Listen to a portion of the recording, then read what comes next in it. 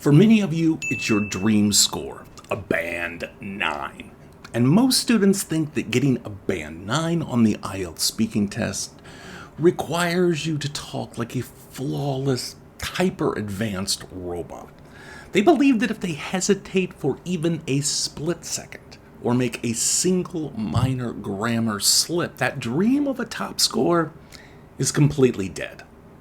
As a former examiner, I'm here to tell you that's simply not true. To understand why, we need to start at the beginning, the official IELTS score sheet. And if you look at the official IELTS band descriptors, perfection is not the benchmark for a band 9. In fact, mistakes and hesitations are explicitly written into the highest tier of the assessment criteria. Today, we're going to dive deep into the official rubric to look at what a band 9 actually requires.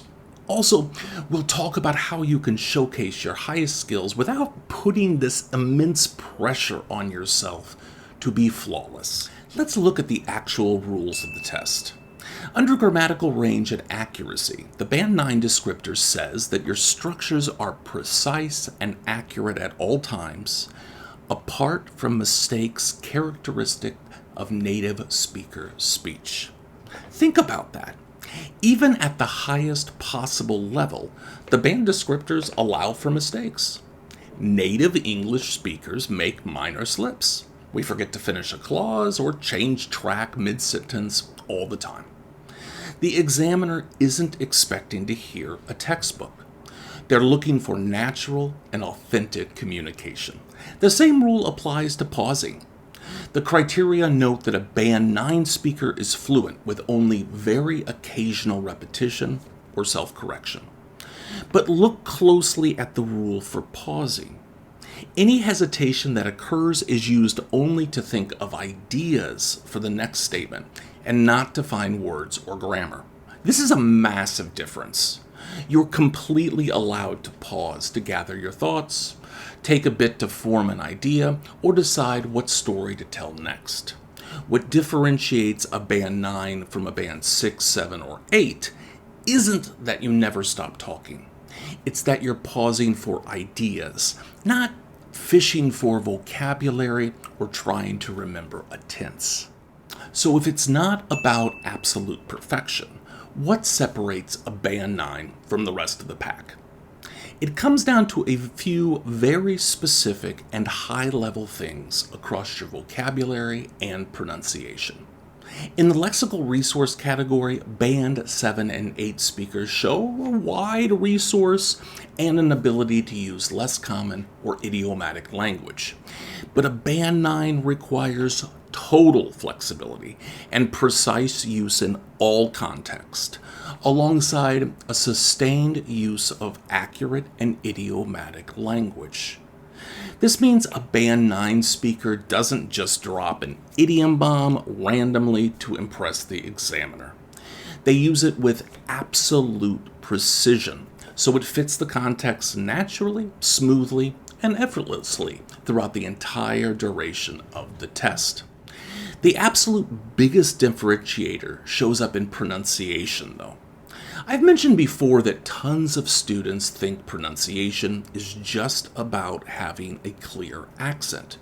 But according to the descriptors, a band 9 speaker uses a full range of phonological features to convey precise and or subtle meaning.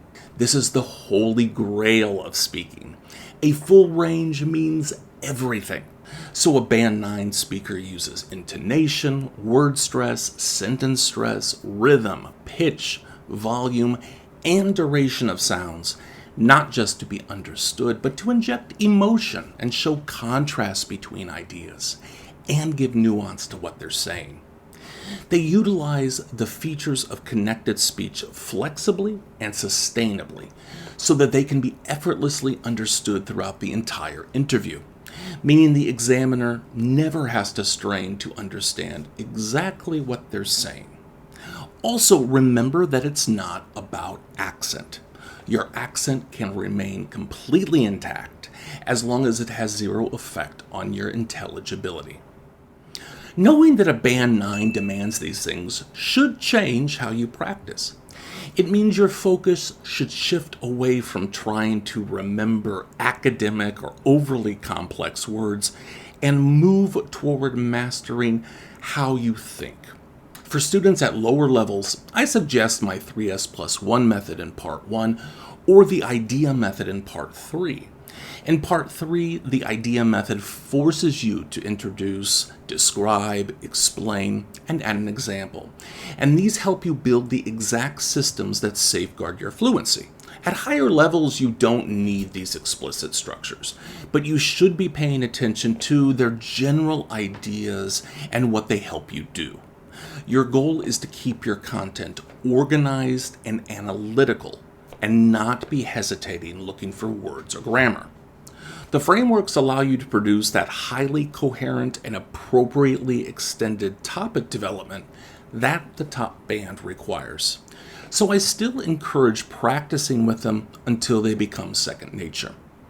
More than that, if your goal is to push past a band 6 or 6.5 and reach those elite bands, you have to change how you prepare. Passively studying a list of vocabulary won't give you the flexibility or the natural communication styles demanded at the top bands.